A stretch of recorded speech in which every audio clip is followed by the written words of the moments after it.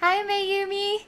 I am so excited. I've completed your painting and I'm really looking forward to sharing this with you and doing some channeling to help share some wisdom for your questions. So, your painting has gone through so many transformations. It was like unstoppable. But this is the final image. Is a really beautiful, bright, colorful rainbow fairy. And this isn't just about the fairy energy, it's about transformation, it's about butterfly. And the whole painting was about transformation.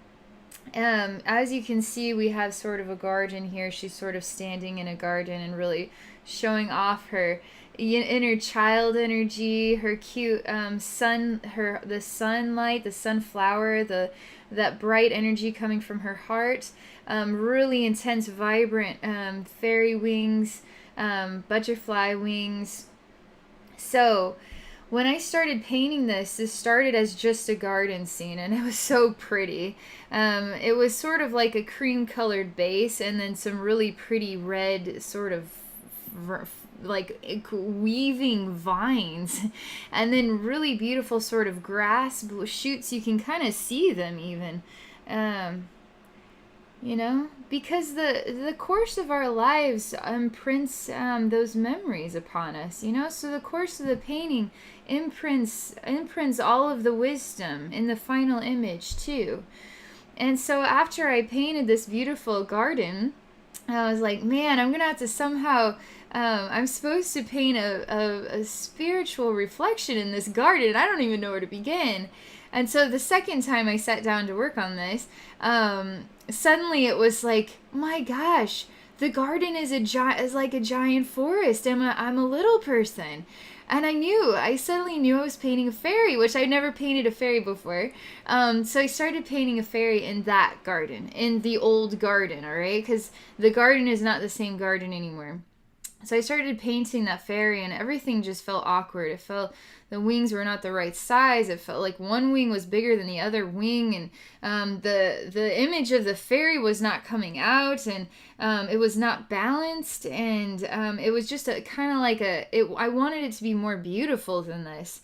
But this was it. And I was like, there's no way this is the end of this painting. So I had to stop again. And then finally, I had one crazy motivation that I'm going to start all over. Clean slate. And I splattered several colors on, and then I cleaned the slate so you couldn't see anything but what is sort of a rainbow of color. But obviously, you can still see the divots of the original garden in here, and even throughout. You can always sort of see the original garden and what was originally there. So, anyway, I did that, and I was like, I just felt like I really wanted to dab the paint on and really bring out lots of rainbow color. And then this is what happened. Like, this hair, I did not expect, I didn't have a clue. I was like, what is going on with your hair? It's just sort of like a little bushes with little flowers in it. And it's just so cute and pretty. And she's adorable. All right, Mayumi, your painting has gone through some transformation, and sometimes when the painting goes through transformation, it speaks a message about the life transformation. You going through life transformations or a life journey. That maybe you're gonna have to start all over again with a clean slate and fresh paint. That you get to delight in this garden, and then you're trying to find the balance. You're trying to manifest yourself in this garden, but it's something is unbalanced, something is awkward, and then in the end you just got to start from scratch, and then what comes forward is something even more beautiful than it could have ever been before. Whole new garden, whole new smile, whole new rainbow of energy. Is really was my experience painting, and I loved it. So I'm going to take some time now, and we're going to get to know more about you and share some wisdom. You had indicated you want to know more about spiritual awakening for yourself, and you're wanting to learn more about self-love and self-acceptance. And then to get a feel for the vibration, the feeling, the intensity, the love energy of your soulmate, of your twin flame, that beautiful energy of love, that connectedness that makes us all sort of feel complete, feel free, feel like singing from the depths of our hearts. So I'm going to relax here and we'll see what comes, okay?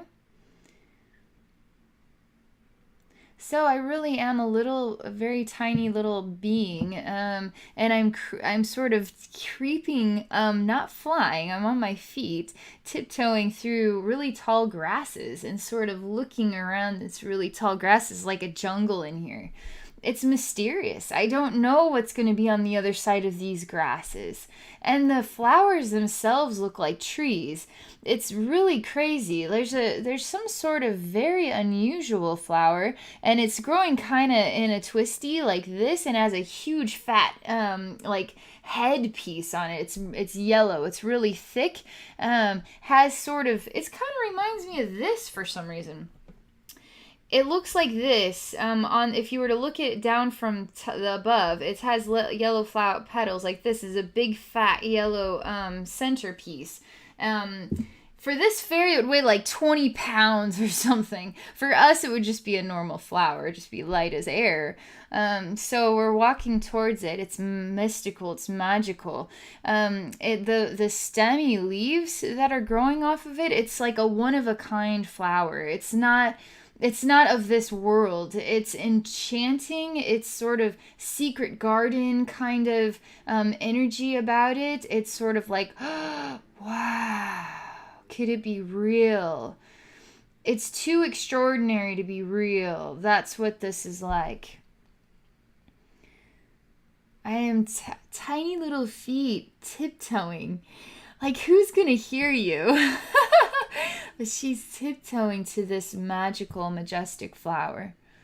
And she's using her butterfly, beautiful, bright, colorful, rainbow butterfly wings. She's flapping them onto the top of the flower. She asks the flower, "Are you the love of my life? I am certain you are the love of my life. My heart is so moved. I feel taken by your beauty, your creation, your energy, your expression. Are you the love of my life?" She nestles her face into this big flower. I mean, it's massive. For her, it's a perfectly soft bed, just her size. She can sprawl and stretch her arms across this big round head piece, and then there's the petals coming out. She wants to feel as close to the heart of this flower as she possibly can. This is as close as she will ever be, is how she feels. How will I ever reach your heart if this is as close as I can get to your heart? How will I ever reach it?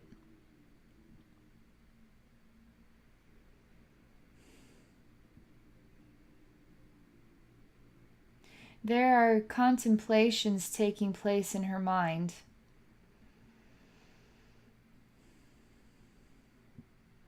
She wonders if she will be here forever with this flower. The flower does not speak back to her, but that is okay. I can share love with this flower over and over and over and over again. If I share love with this flower, it will feel my love for it. I do not need the love of this flower to speak back. Its voice is in its beauty, its essence, its creation.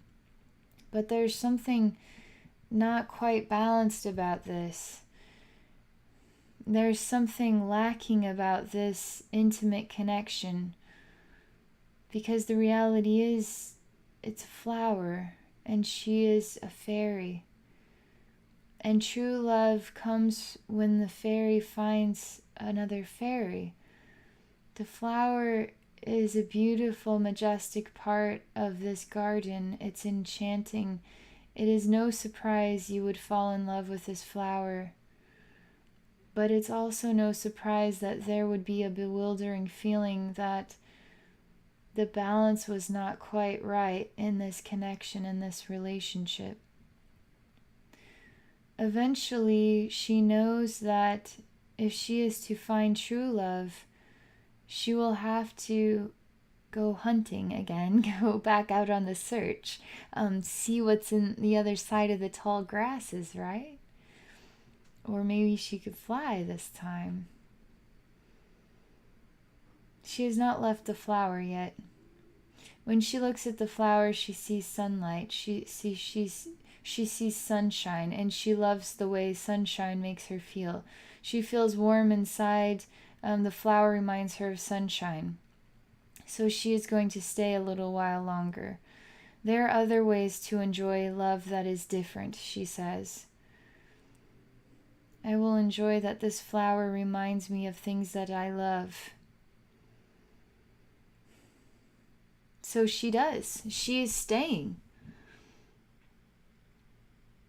Spirit said the opportunity, the thought of leaving this flower, it was on the bewildering side because now you have to start the journey over again.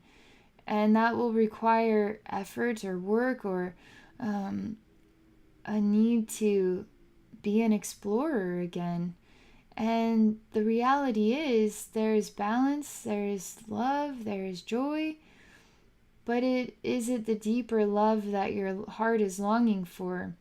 In the end, you have to choose to either be honest with yourself. I deeply long for a love that is more than this, a love that is of my own kind. Or, in the end, you will have to say, well, to be honest, I am happy with what I have, and this is the joy I choose to experience, the gift I will give to myself and to this one for my lifetime. So I will dedicate this life to this flower, and I will remain with this flower, devoted to this flower. Spirit says you will have to choose. You will have to decide what it is you truly want deep down inside your heart. Spirit shows me what are two different versions of love. All versions of love are still love, right? But there's different calibers to the energy. Love that brings out the best in us, or love that satisfies a need. Which love is better than the other? They're both valuable gifts of learning associated with love. But obviously, the love that is the sparkler effect, it has a much more loud impact in our hearts, in our minds, in our dreams, in our passions, in our bodies than the, you satisfy my needs. Now suddenly it's not that real love that makes hearts sing, But that doesn't mean it can't be a beautiful love too. You just have to decide what it is you truly want in your heart.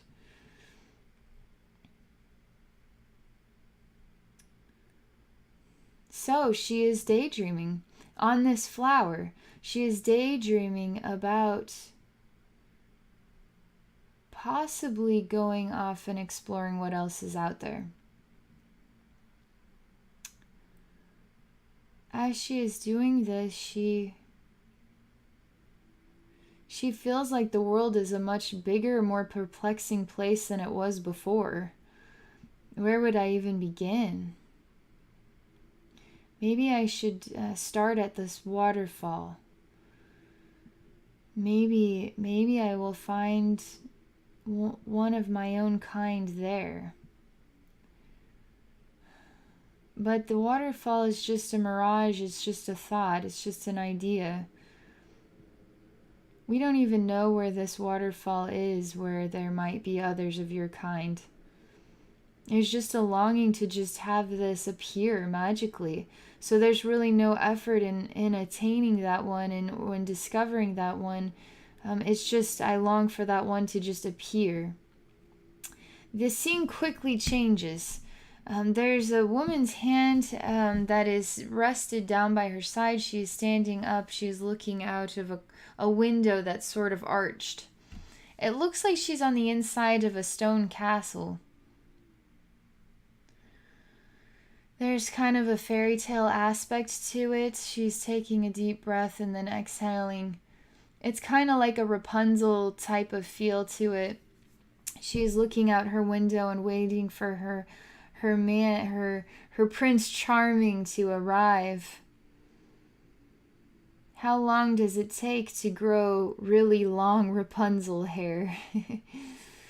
Maybe that's how long it will take for this soulmate to rescue you. Maybe staying in the castle is the best place to find your soulmate. Or maybe you need to go out there and discover each other, because you both long to find each other. Not dream about it, not wonder if or hope that, but actually go out there and find each other. Remember, you long to find your soulmate. Does your soulmate not long to find you as well? The reality is you are two becoming one, an energetic gravity of its own kind called love, as pulling you magnetically closer together. You have to either find confidence, find willpower, find determination to choose to know that you deserve a love of a whole new kind, a kind that is like you, not like a sunflower, also beautiful in its own right, but something that is just like you. You know what I mean? You are not convinced still you will let go of this sunflower. The more you think about leaving the sunflower, the more you feel bewildered, the more you feel sort of chained to the sunflower now, the more you feel stuck or trapped. If you continue to long for, desire to know more about your soulmate, now the energy with the sunflower is going to change. The energy with the sunflower is not going to present balance. It's going to feel imbalanced, and you're going to feel kind of imprisoned with this. It's going to keep doing that until you decide to say, enough. I do not choose to find this other one. Only then will the energy return to a balance where you can reminisce with the sunflower again. That the balance will only be as virtuous, as meaningful, as powerful as you make me happy enough. You see what I mean? So as long as you are choosing you make me happy enough, then there's no need for anything else. You don't need to go out there and find anything else, right? Or maybe you're ready for something else. Maybe you really are ready for something else. These are the perplexing, the challenging conundrums we human beings get to experience.